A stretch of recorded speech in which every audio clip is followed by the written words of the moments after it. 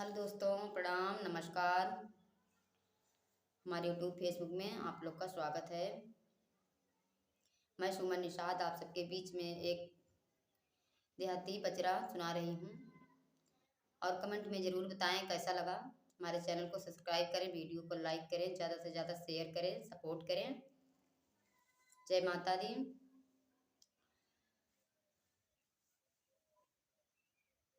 झझरी के बड़िया धई के सोई शीतला मैया हो केवाउन करना हो सेवक वाउन करना धई के डेवढ़ी पुकारई हो सेवक वाउन करना धई के डेवढ़ी पुकार हो सेवक वाउन करना।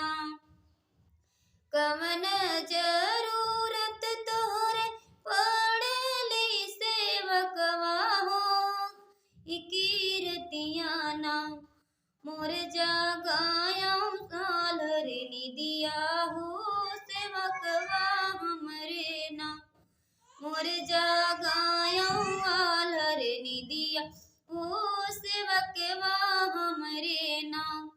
आजू की रतियाल वाटऊ हमरे सेवका हो बियनमा हो तैना तोहरा कटबई गार दुख दिनमा हो बिहनमा हो तैना तोहरा कटबई दुख दिनमा हो बियनमा हो तैना।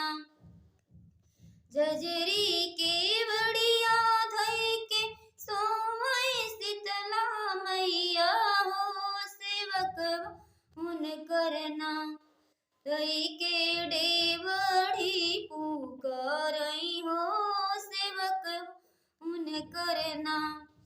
झझरी के बड़िया धई के सोई दुर्गा मैया हो सेवक उन करना धई के डेवढ़ी पुकारई हो सेवक उन करना धई के डेवढ़ी पुकारई हो सेवक उन करना।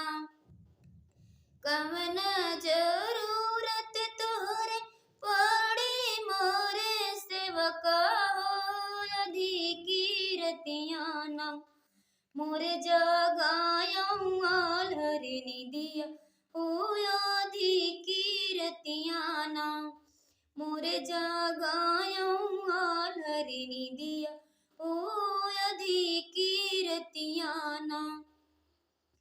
आजू की रतियाला वाटऊ हमरे सेवका हो बियनमा हो तैना कटबई गार दुख दिनमा हो बियनमा हो तैना कटबई गार दुख दिनमा हो बियनमा हो तैना।